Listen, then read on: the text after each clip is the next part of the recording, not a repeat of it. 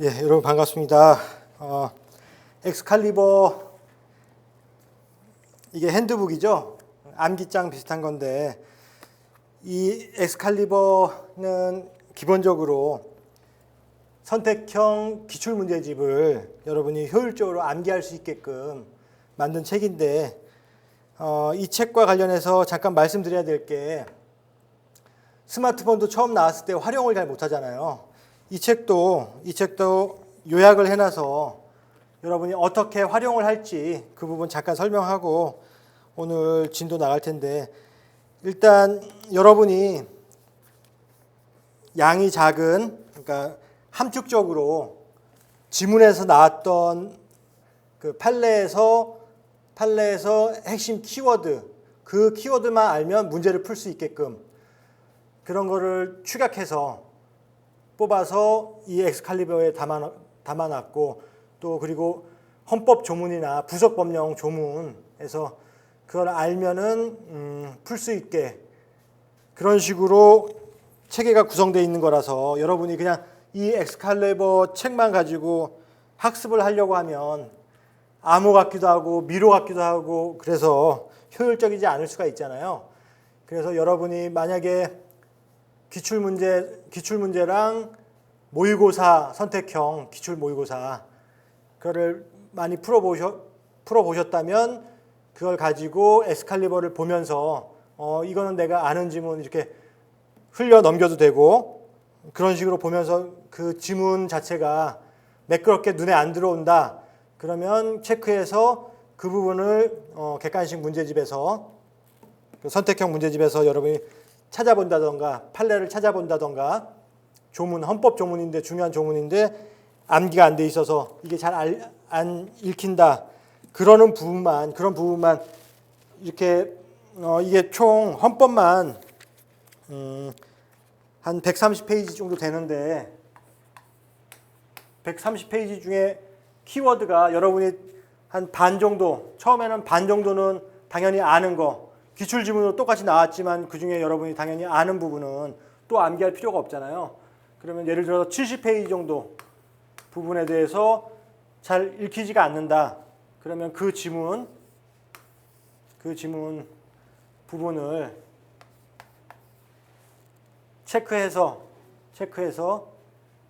체크해놨다가 책에다가 가필이나 체크했다가 암기가 돼서 아는 지문으로 익숙하게 들어오면 그 부분도 제키고, 그렇게 몇 번 보다 보면 한 10페이지 정도 암기할 부분만 남겠죠. 그렇게 빨리 시험 임박해서도 그렇게 볼 수 있고, 평소에는 본인이 어느 정도 알고 있는지, 숙지가 돼 있는지 시금석처럼 이걸 한번 훑어봄으로써 내가 학습이 얼마나 돼 있는지 그걸 알 수 있을 거잖아요. 그러니까 일단 강의 시간에는 이걸 가져오시고, 그리고 참고적으로 그 기출문제집 선택형 부교재로 이것도 같이 활용해서 복습하실 때 이렇게 지워나가는 방법으로 아는 지문은, 수월한 지문은 한번 훑어보는 걸로 빨리 스킵하시고, 읽다가 모르는 지문 같은 경우는 체크해서 살을 붙여서 암기를 하시려고 노력하시고, 그런 식으로 활용하시는 거예요, 이 책을.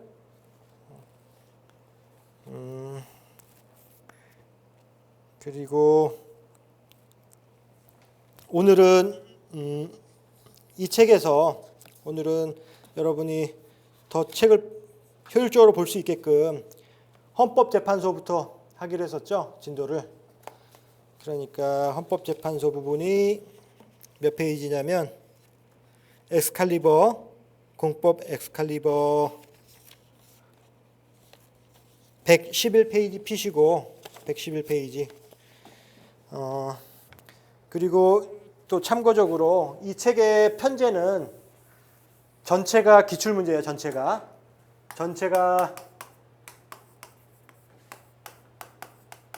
기출문제니까. 근데 기출문제에는 지문이 아주 중요한 게 있고 또 나올 게 있고, 중요한 게 있고 오지선다니까 그냥 끼워넣기 해서 중요하지 않는 지문도 있을 거예요. 그걸 여러분이 학습하다 보면 어떤 건 암기해야 되고 어떤 건 한번 읽어보는 걸로 족한지 충분히 알 수 있을 거고, 그리고 히트라고 이렇게 돼 있는 부분이 있는데 이거는 여러 번 나왔기 때문에 히트인데, 히트라고 다 중요한 건 아니고 여러 번 나왔는데도 모른다면 여러분이 학습이 안 돼 있다라는 거를 스스로 자신의 위치를 체크할 수 있게끔 해놓은 부분이니까, 또 나오고 중요한 부분은 여러분이 알고 있더라도 제가 강의 시간에 강조할 테니까, 그리고 어떤 건 암기해야 되는지 어떻게 일별해야 될지는 강의하면서 말씀을 드릴 테니까, 일단 여러분은 에칼로 한번 훑어보시고, 공부가 되신 분은 훑어보면서 가끔 가다가 생소한 지문이 나왔을 때 선택형 기출문제집이나 판례 또는 조문을 복습하시고, 만약에 생소한 지문이 많다 그러면 여러분이 학습이 좀 덜 돼 있어서 선택형에서 많이 맞출 가능성이 떨어지니까, 그런 경우에는 뭐 8, 90점 이상 맞출 수 있게, 20문제 중에 18문제 이상 맞출 수 있게 학습을 좀 더 해야 된다라고 생각을 하시면 될 거예요. 먼저 111페이지 헌법재판소, 여기서 헌법재판소 일반론에서 시험에 잘 나오는 거, 기출지문에서 여러분이 다 알고 있죠? 9명 중에 3명은 대법원장, 3명은 국회에서 선출, 3명은 대통령이 바로 임명하잖아요. 이것도 시험에 나왔던 부분이고, 그리고 헌재 판례에서 이것도 3번 이상 나온 판례인데, 그러면 국회에서 선출되는 3인 중에 1명이 공석이 있으면 헌법적으로 국회에서 직무유기 하지 말고 이렇게 열심히 선출해야 될 자기 의무가 있겠어요? 없겠어요? 헌법 해석상. 당연히 있다라는 판례니까 이것도 많이 봤을 테니까 이거 하나 보시고, 그 다음에 헌정사와 관련해서, 헌정사는 일단 원래 두 문자로 몇 개만 외우고 나오면 찍는 부분이긴 한데 요거는 제가 최소한으로 암기하라고 말씀드렸죠. 자주 나오니까 그 1공학부터 헌법재판소 위헌 대 헌법재판소 6공화국, 그 다음에 탄핵과 관련해서 탄헌심 위헌, 이렇게 1공화국부터 지금 요거 표 보시면서 관할과 관련해서 이걸 위는 헌법위원회를 얘기하는 거예요. 1공화국 때. 2공화국 때 헌법재판소가 들어왔고, 탄핵 심판과 관련해서는 1공화국 때는 탄핵재판소를 탄이라고 한 거고, 그리고 3공화국에서는 탄핵심판위원회, 그리고 이때는 탄핵도 헌법위원회에서 했다는 거. 그래서 위헌 대 위헌, 탄헌심, 위헌, 요거는 암기해 놓으면 혹시 이런 헌정사 문제가 나오면, 헌법재판소와 관련해서 나오면 맞출 수 있으니까 요거 암기하시라고 말씀드렸었던 거고, 전에도. 그리고 재판관 6인 이상의 찬성을 요하는 결정, 헌재법 23조 내용인데, 이것도 상당히 쉬운 내용인데 3번 이상 출제했고, 이 문제도 틀리는 사람이 있기 때문에 자꾸 출제를 하는 거죠. 법 규정에 의해서 법률의 위헌 결정, 탄핵 결정, 그리고 정당 해산 결정, 헌법 소원 인용 결정, 그리고 견해 변경, 의견 변경, 헌재에서 비교할 게 권한쟁의는 아니라는 거. 그리고 이거와 관련해서 또 참고적으로 6인 이상 찬성이 필요한 부분인데, 박근혜 전 대통령 탄핵 사건에서 한 명이 임기가 만료돼서 8명이 됐죠. 8명에서 6명이 인용 의견 내는 게 더 유리하냐, 9명에서 6명이 더 유리하냐 때문에 8명 남은 사람에서 6명 이상이 탄핵 결정을 하는 게 박근혜 전 대통령한테 더 유리하기 때문에 판례에서 그 부분 참고적으로 한번 재미로 들으시라고 말씀드렸고, 그 다음에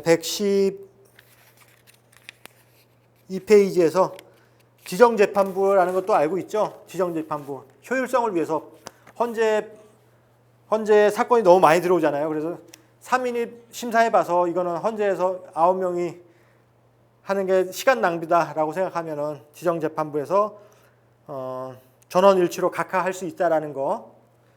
근데 각하 안 하면은 자동 회부된다라는 거 조문도 한번 복습하실 때 알고 있으면 넘어가시고 아는 거니까 모르시면 생소하다 싶으면 한번 조문을 한번 더 복습하실 때 체크해서 보시고, 그리고 병합 청구와 관련해서도 이것도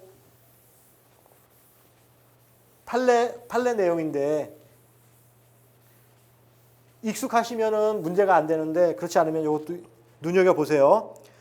68조 1항 헌법소원, 68조 1항 헌법소원하고 68조 2항 헌법소원은 성격이 완전히 다르죠. 같은 헌법소원, 명칭은 헌법소원이지만 68조 2항 헌법소원은 위헌법률 심판 제청 신청을 했다가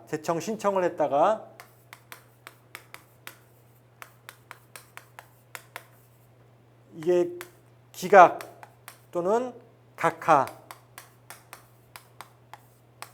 됐을 때, 그러니까 법원에서 헌재가 있고 법원이 있고 당사자가 있는데 제청해달라고 신청했는데 기각이나 각하하면 직접 헌법재판소에 그 법률, 적용되는 법률에 대해서 위헌 여부를 심사해달라는 그런 제도잖아요. 이 제도는 우리나라만 가지고 있는 유일한 제도니까 잘 나올 거고, 근데 요 두 가지 성격이 다른 거를 병합 청구할 수 있느냐? 할 수 있다라는 판례, 선택형 대비로 참고해서 보시고, 그리고 또 단순 암기인데 이것도 법 조문 내용인데 구도 변론하는 거 법 규정에 탄정권 이렇게 암기하라고 얘기했었죠. 구도 변론, 탄정권, 구도 변론, 탄핵, 정당 해산, 권한쟁의. 그래서 탄정권 단순 암기 부분이니까 암기해 놓으면 선택형 문제 풀 때 효율적으로 빨리 풀 수 있으니까 그거 보시고, 그리고 준용 규정과 관련된 헌재법 40조도 이 조문 자체를 그 기출문제에서 자주 나왔으니까 원칙적으로 민사소송에 관한 법령을 준용하고 탄핵 심판에서는 그 형사소송, 권한쟁의랑 헌법소원은 행정소송을 함께 준용, 베이스는 민사소송, 요거 5단 만들려고 법령을 좀 바꾸면 여러분이 헷갈릴 수 있으니까 지금 한번 보시라고 얘기하는 거고, 기출문제로 나왔었던 거죠, 이것도. 그 다음 또 동일 사건에 대해서 2명 이상 기피 하면은 9명 중에서 7명 되니까 그러면 안 된다라는 취지에서 이런 법 조문이 있다라는 것도 한번 보시고, 그리고 과거에는 이게 헌재법 그 밑에 거 심판에 관여한 재판관 의견을 결정서에 의견 표시하고 이름을 기재하는 부분, 과거에는 헌재법 개정 전에는 누가 어떤 의견을 냈는지 표시할 의무가 없었는데 노무현 정권 때 아무튼 역사적으로 책임 소재를 남겨야 된다라고 해서 예를 들어서 탄핵이 됐던 아니면 뭐 헌법적으로 중요한 수도를 이전하는 부분이 됐던 친정권이냐, 그러니까 이런 가치가 두 개가 있을 수 있잖아요. 정권에 밑보여서 보복당하지 않을까 하는 부분에 있어서의 헌재 재판관의 신분 보장 또는 양심에 따른 공정한 재판,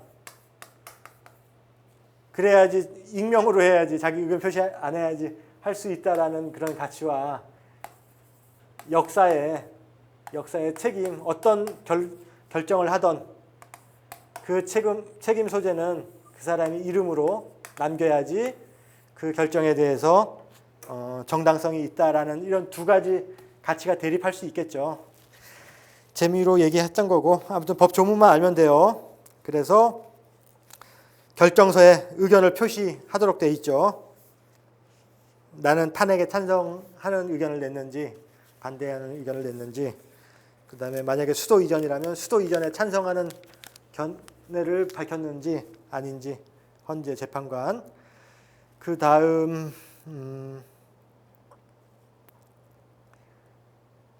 변호사 강제주의와 관련해서도 위에 건 여러분이 보시고, 변호사 강제주의와 관련해서도 헌재법에는 뭐라고 되어 있냐면 각종 심판에는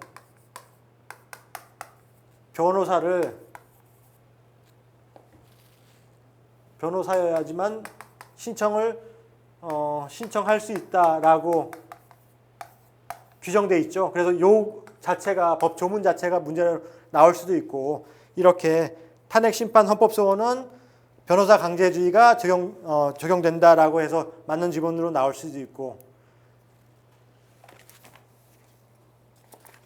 그거는 조문하고 일단 해석상 이 부분 같이 보시면 되고, 판례가 있는 부분은 아니니까 그렇게 어렵게 내지는 않을 거예요. 해석상 탄핵, 헌법소원, 법률에 명시적 규정이 있는 거는 요거하고 요 규정하고 헌법소원하고 요 규정만 있으니까 정당해산이나 다른 부분에 대해서는 논란의 여지가 있으니까 일단 이거는 변호사 강제주의가 적용된다라는 거하고 요 조문을 암기하시라고, 알고 계시라고, 숙지하시라고 말씀드리는 거고, 그리고 국선 대리인 헌법 소원 심판에서만 규정되어 있다는 것도 참고적으로 헌재법 내용이니까, 헌재법 내용 나오면 여러분이 좀 어려울 수가 있어요. 이렇게 한번 안 봐두면 기출문제에서 나왔던 거니까 이것도 한번 봐두시고, 그 다음에 헌법재판의 재심과 가처분, 재심과 관련해서는 명문으로 규정이 없죠. 근데 재심 여부에 대해서 해석상 재심이 가능한가와 관련해서 헌재 판례가 헌법 소원에 대해서는 재심 가능하다라고 재심 민사소송법을 준용해서, 근데 헌법 소원 중에 68조 2항은 위헌법률 심판과 성질이 같기 때문에 재심이 허용 안 되고, 그리고 정당 해산 심판과 관련해서도 최근에 이것도 중요하니까 이거 또 나올 수 있어요. 한번 나왔었는데 통합진보당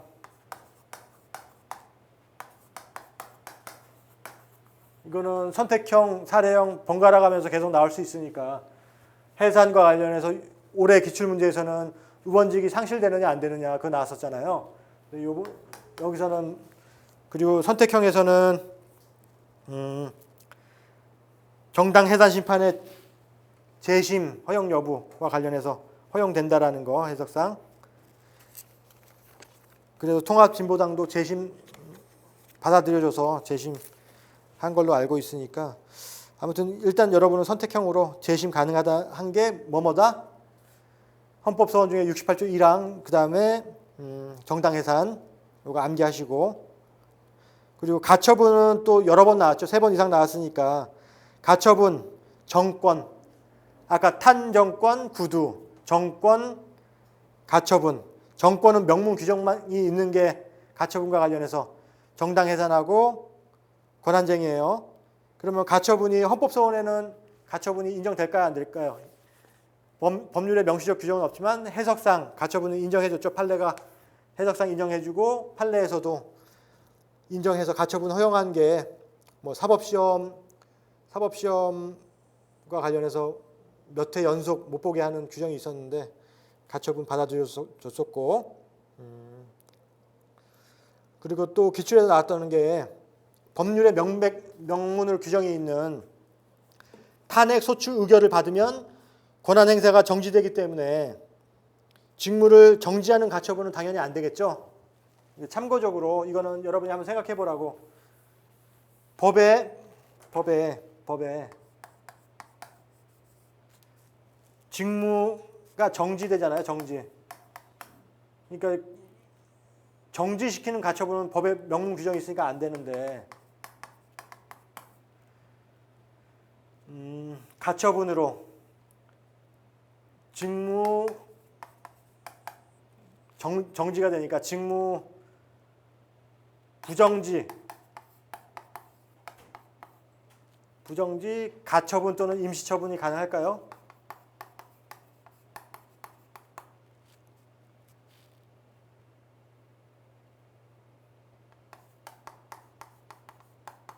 여러분 한번 생각해 보세요, 이 부분. 근데 일단은 명문 판례나 이런 건 없지만 해석상 법률의 효력을 배제하는 가처분 원칙적으로 안 된다는 판례를 알고 계시죠? 이 부분은 뭐 명시적으로 판례가 나오면 더 확실하겠지만 아무튼 더 기본은 이거 깊게 생각하기 전에 법에 명시적으로 직무가 정지된다고 했으니까 직무 집행 정지 가처분은 당연히 안 되는 거라는 거 더 기본적인 거는 확실하게 알아두시고 이거는 한번 생각해 보시라고 말씀드린 거니까 위에 거는 꼭 암기. 직무 집행을 정지하는 가처분은 당연히 안 된다라는 거. 그게 더 중요해요. 그리고 가처분 요건으로 이익 형량. 요거는 사례형에 여러분이 쓸 수 있게끔 사례형에 그 요건을 쓸 수 있게끔 암기해 놓으세요. 권리 구제를 위해서 가처분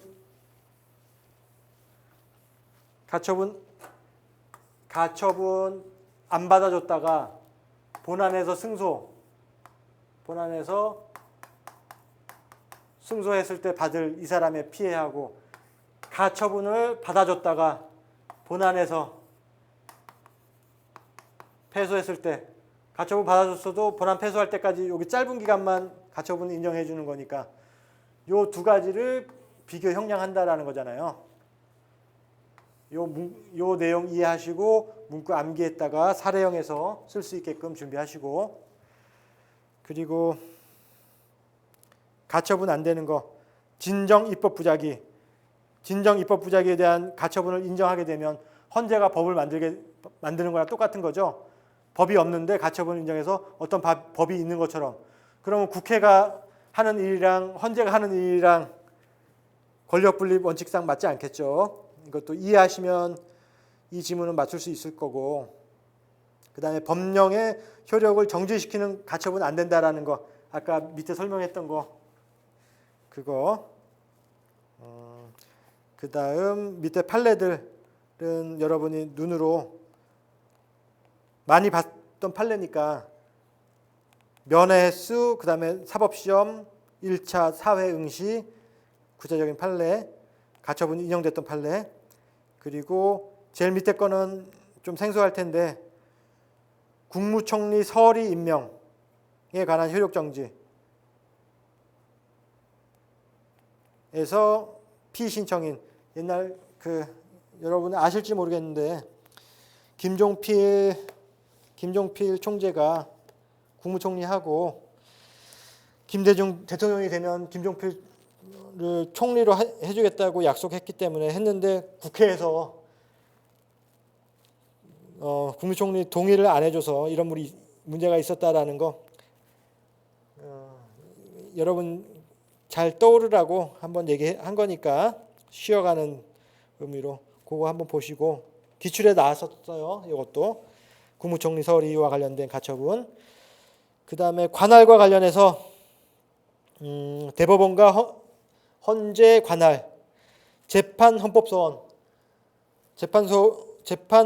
원칙적으로 금지되죠. 근데 예외적으로 허용되는 거 요것도 사례형에서 여러분이 요 문구를 쓸 수 있게끔 원칙적으로 법원의 재판은 공권력이 아니라고 평가되는데 헌재에서 위헌으로 선고한 법률을 적용해서 국민의 기본권을 침해하는 재판, 아주 예외적인 그런 재판은 헌법소원, 그런 재판은 헌법소원이 된다라는 내용이죠. 그 문구를 암기해서 쓸 수 있게끔 만드시고, 원칙적으로 법원의 재판은 공권력의 행사가 아니라 기본권을 보호하기 위한 제도라고 이해를 하셔야 돼요. 헌재도 그렇게 평가를 하고 있는 거고. 그리고 헌법 107조 2항이 규정한 명령 규칙에 대한 대법원의 최종 심사권, 이 부분은 명령 규칙 심사권은 대법원에 있는 거고, 그런데 명령 규칙 자체에 의해서 직접 기본권이 침해되면 헌법 소원도 가능하다라는 거, 이 부분이 헌재랑 대법원하고 좀 갈등이 있는 부분이니까 시험에서 잘 나오니까 이것도 체크해서 보시고, 그 다음 법원의 재판을 거쳐 확정된 행정처분, 원행정처분이라고 하는데 이것도 법원의 재판이 껴있는 거라고 생각하시면 돼요. 그래서 법원의 재판이기 때문에 원칙적으로 헌법소원 대상이 안 되지만 그 재판이 헌법소원의 대상이 돼서, 즉 위헌법률을 적용한 재판인 경우에는 예외적으로 된다라는 거, 제일 위에 거랑 매치시켜서 보시면 되고, 그 다음에 대법원 규칙이 헌법소원의 대상이 될 수 있느냐, 직접 침해하면 된다라는 거죠. 그거 같은 거 보시면 되고, 그 다음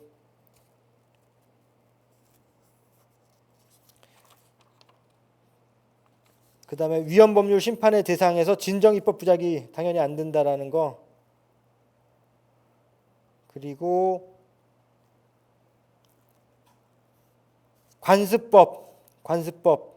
관습법이 법률이냐? 법률하고 동일한 효력이 있으니까 여기 위헌법률 심판 대상과 관련된 부분 선택형에서 잘 나오는 거, 관습법 같이 암기하세요. 관습법, 조약, 그러니까 법률적 효력이 있는 조약,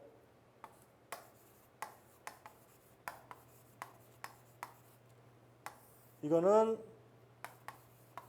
법률과 동일한 효력이 있으니까 대상으로서의 법률이잖아요. 위헌법률 심판이니까 이거 같이 암기하시라고 말씀드리는 거고, 그 다음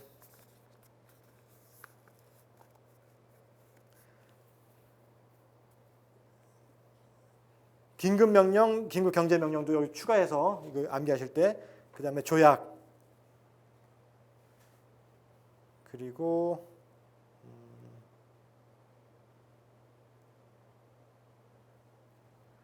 재판의 전제성과 관련해서 위헌법률 심판과 관련된 재판의 전제성, 재판의 의미, 중간재판도 포함된다는 거, 이 부분도 여러분이 상식적으로 공부가 되어 있으면 쭉쭉 생소한 지문 없이 맞는 지문으로, 깔아주는 지문으로 선택형에서 다 나올 거 아니에요. 그리고 사례형 대비로는 재판의 의미, 다른 내용의 재판을 하게 되는 경우 이 키워드로 암기를 하셔서 쓸 수 있게끔, 줄여서 쓸 수 있게끔 연습해 놓으시고, 그리고 재판의 전제성 심사는 그 법원에서 헌재로 제청을 했을 테니까 그 제청 법원의 법률적 견해를 존중하지만 헌법재판소에서 직권으로 조사도 할 수 있다라는 거, 그 지문도 한번 보시고, 재판의 전제성 요구 시점은 위헌 제청 결정 당시부터, 그러니까 법원에서 제청 결정할 때부터 헌재에서 결정할 때까지. 위헌법률 심판 제청이 있으면 그 법원의 재판은 정지되잖아요. 알고 있죠, 그 부분. 근데 비교해서 68조 2항 헌법소원은 위헌법률 심판하고 동일한 구조지만 법원의 재판이 정지가 안 되잖아요. 그죠? 그러니까 헌재에서 심판하고 있을 때 그 법원에서 정지가 안 되기 때문에 승소나 패소로 확정될 수가 있기 때문에 위헌 제청 신청 시에 계속 중이면 충족한다라는 거, 그 부분도 한번 보시고, 그다음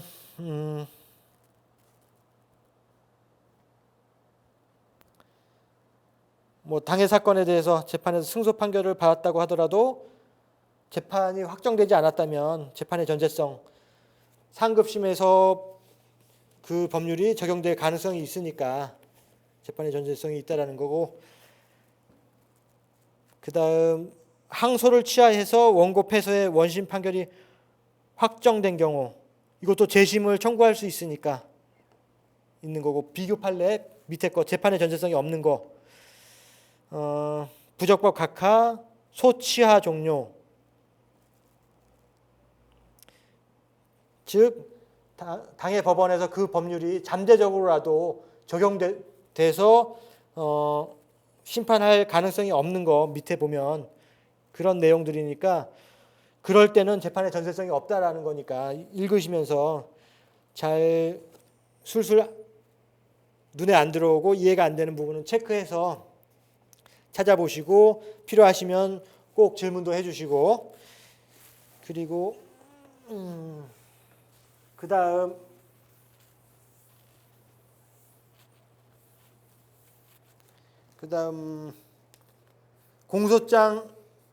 공소장의 법률 조항과 법원 판결에 적용된 법률 조항이 불일치하는 경우, 범죄 사실에, 그러니까 밑에 작은 네모에서 공소 제기된 범죄 사실에 적용되지 않는 법률이라면 재판의 전제성이 없는 거겠죠, 당연히. 그리고 공소장에 적시됐지만 또 법원이 적용하지 않는 법률도 재판의 전제성이 없는 거고, 그리고 근데 반대로 적시되지는 않았지만 법원에서 실질적으로 적용한 법률 같은 경우는 재판의 전제성이 있겠죠, 당연히. 어렵지 않으니까 이것도 보시고,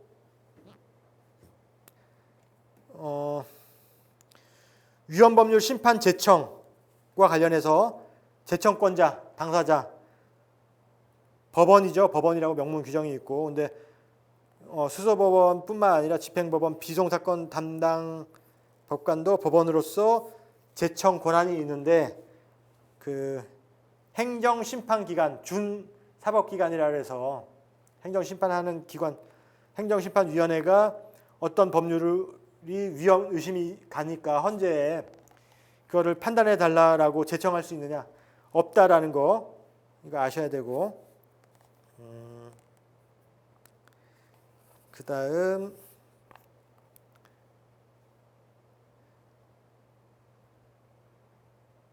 대법원 외에 법원이 위헌법률 심판 제청 시에는 대법원 경유한다라는 거 법조문, 그리고 히트 부분에서 여러 번 나왔었는데 어렵지는 않죠. 히트 부분, 위헌법률 심판 제청의 효과, 재판이 정지되고 위헌법률 심판에서 제청하면, 그다음에 법조문 내용인데, 긴급하다고 인정되는 경우 종국 재판 외에 소송 절차 진행 가능하다라는 거, 그리고 피고인 아닌 고소인은 오타가 났네요. 위헌법률 심판 제청, 형사재판의 당사자가 아니기 때문에 위헌 제청 신청 못한다라는 거 표현이,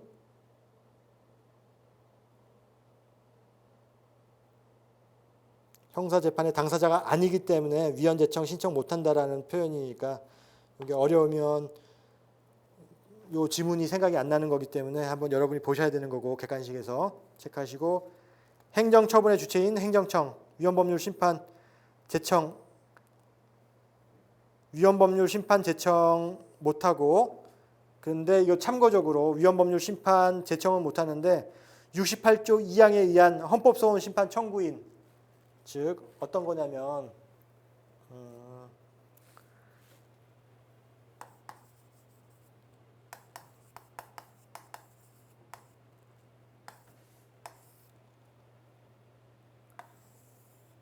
여기에 A가 있고 행정청,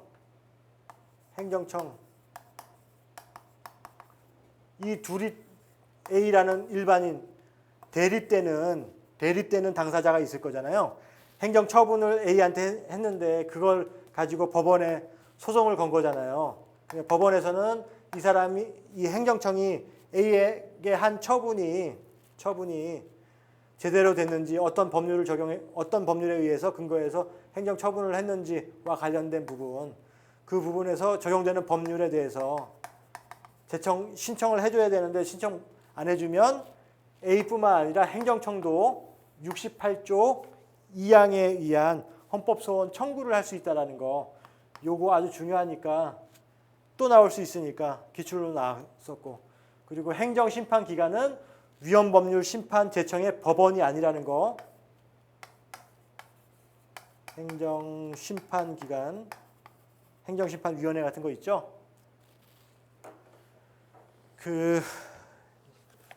그런 내용이니까 보시고, 어렵지 않죠? 이해 안 되시면 바로바로 질문을 해주셔야 돼요. 저는 나름대로 여러분이 빨리 시간이 더 중요하다고 생각하기 때문에 강의를 되도록이면 빨리 진행하도록 할 테니까 여러분이 혹시라도 이해가 안 되시면 질문을 해주시고, 그 다음에 118페이지 위헌법률 심판과 헌재법 68조 2항의 심판 대상, 법률, 그리고 진정 입법 부작위, 즉 법이 없는 것, 법률이 대상인데 대상으로서 법률.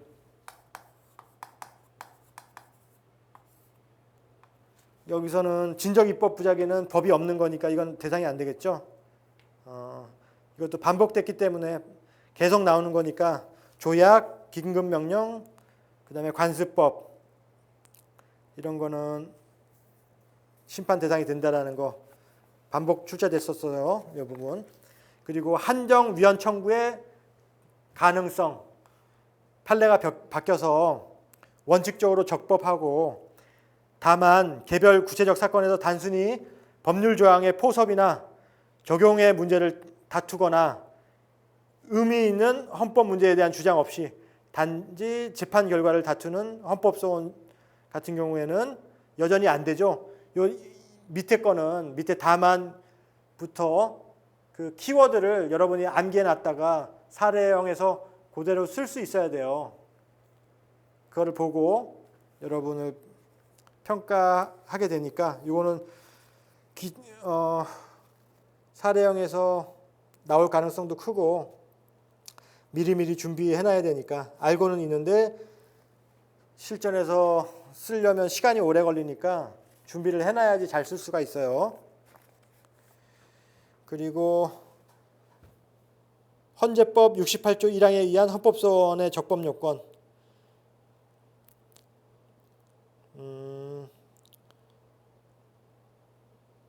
각 사례에서 하나씩 평가하는 문제가 나올 수 있겠죠. 뭐 청공기, 자직현, 보권, 청구 기간, 변호사 강제주의, 이렇게 암기하셔서 적법 요건 쓰실 때 안 빼놓고 쓰려고 노력 많이 하셨죠. 사례형 연습할 때. 이 부분도 참고적으로 보시고 많이 연습됐을 테니까. 그러면 이제 헌법소원과 관련해서 또 선택형에 자주 나오는 헌법소원에서 공권력 행사 불행사, 어떤 게 공권력이냐, 이것도 구체적인 판례가, 구체적인 사례가 여러분 시험에 나오는데, 이게 나오면은 좀 암기 안 해놓으면 문제 풀 수도 없겠죠. 구체적인 사례니까. 이런 부분에 있어서 이런 사례에서 헌재에서는 인정해줬다 안 해줬다 이런 내용이니까 같이 봅시다. 공권력 행사와 관련된 부분, 대한민국과 일본 간 어업에 관한 협정 체결, 공권력 행사고, 여기서는 또 앞부분에서 또 반복할 텐데 그 영토 조항 영토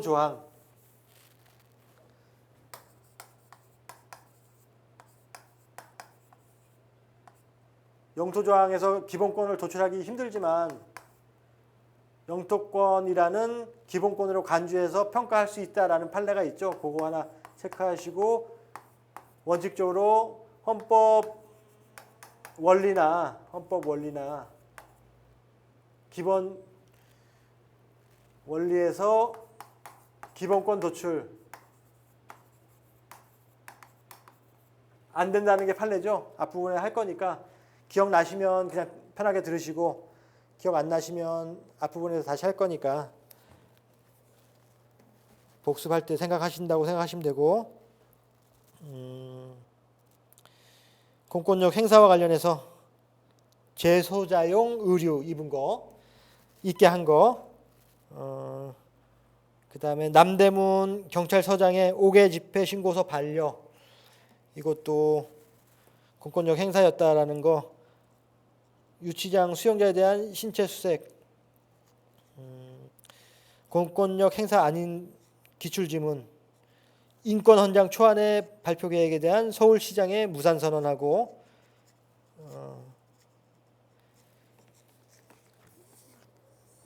그 밑에 판례는 여러 번 나왔었는데 선관위 위원장이 선거법 위반 행위에 대한 중지 촉구한 부분 그냥 비권력적 사실행위처럼 봐서 공권력 행사가 아니라고 한 판례니까 그리고 검사의 공소 제기 처분 공소가 제기되면 법원에서 공정한 재판을 하게 되기 때문에 그거는 공권력 행사가 아니에요. 법원에서 일단 공정한 재판을 해서 당 부당을 그러니까 평가하게 될 거 아니에요. 불기소 처분은 공권력 행사가 될 수 있어도 공소 제기 처분은 아니라는 거. 그리고 비구속적 행정계획안이 언제 헌법소원의 대상이 되는 공권력 행사이냐. 국민의 기본권에 직접 영향을 미치고 법령의 뒷받침에 의해서 시행될 게 예상될 때 이때는 공권력 행사라는 거. 그리고 법원의 재판과 관련된 원행정 처분은 앞부분에 했던 거니까 반복되는 거 이게 시험에 잘 나오니까 보시라는 거고 그 다음에 공포 전 법률에 대한 헌법소원 대상성 인정했다는 부분 공포 전이지만 앞으로 시행될 게 예상되기 때문에 그러면은 헌법소원의 대상이 된다라는 거죠.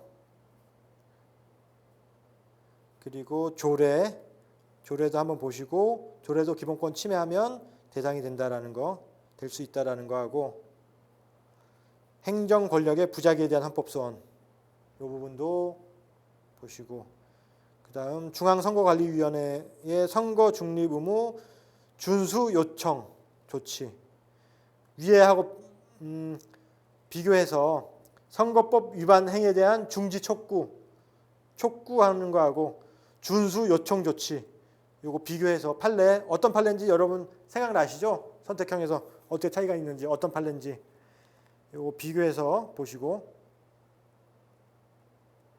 그리고 밑에 준수 요청 조치와 관련해서는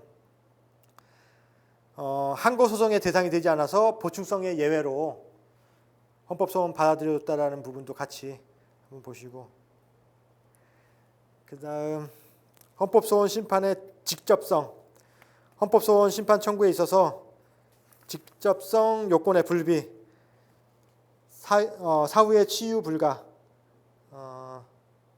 이 부분도 헌법소원 심판 청구에 있어서 직접성 직접 기본권을 국민의 기본권을 침해해야 되는 공권력이 직접 침해해야 되겠죠. 직접. 중간에 매개 행위가 있다면 그 매개 행위가 직접성이 있는 거겠죠. 직접성과 관련된 부분. 그러면 여기 바로 밑에 네모에서 벌칙, 과태료의 전제가 되는 구성요건 조항이 별도로 규정되어 있는 경우 예를 들어서 어떤 규정이 A라는 규정이 있고 어떤 A 규정이 어떤 행위를 금지하는 규정이 있다고 생각해 보세요. 금지 규정. 그리고 금지 규정을 위반하면 벌칙 또는 과태료. 이거를 금지 규정을 어기고 나서 벌칙이나 과태료를 받으면은 벌칙이나 과태료가 직접 그 사람을 침해했다고 이게 직접성이 있는 대상일까요? 그렇지 않겠죠. 이 금지 규정 자체가 어떤 사람의 행위를 제한하기 때문에 직접적으로 기본권을 제한하죠. 직접 제한하는 거죠. 그러니까 요거냐와 관련해서 당연히 이거라는 거. 형벌 규정에 대한 직접성 인정 여부. 요것도 같은 내용이니까 그렇게 보시고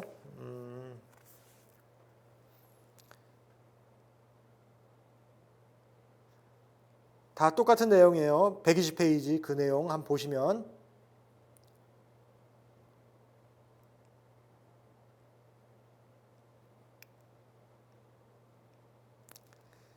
읽어보시고 그 다음 정당법 등록 취소 규정. 요거는 기본권의 직접성이 없다라는 게 잘 이해가 안 되실 수 있는데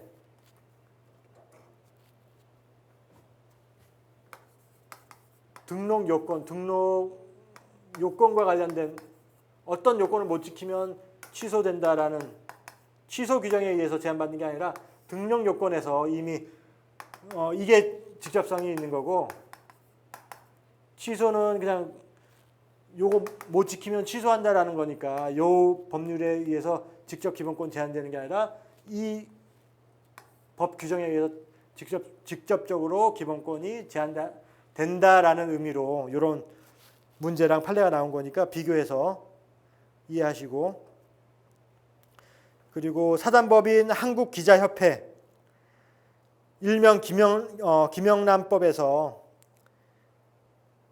자기 관련성, 직접성이 없다. 즉 사단법인 기자협회가 아니라 이거는 거기에 있는 기자나 부정한 청탁, 개인이 공무원, 김영란법은 공무원뿐만 아니라 학교 선생님이나 이렇게 기자들도 부패할 수 있는 사람들은 부정한 청탁 받으면서 3만 원 이상이나 이런 돈 못 받게 하는 법이잖아요. 거기에 자기 관련성이 있는 사람들은 뭐 선생님이나 기자 이런 사람이 자기 관련성이 있고 이 법 규정에 의해서 직접성이 있는 거지 기자협회는 아니라는 거. 사단법인 협회에서 아닌 거예요. 그리고 보건복지부 장관이 고시한 생계보호 기준에 대한 헌법소원 심판 청구.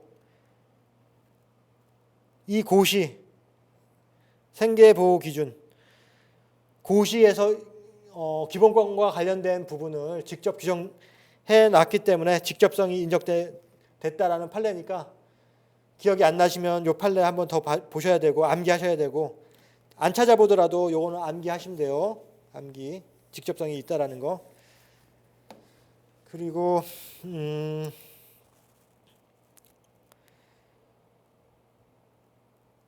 자기 관련성부터는 10분만 쉬었다가 또 바로 진행하도록 하겠습니다.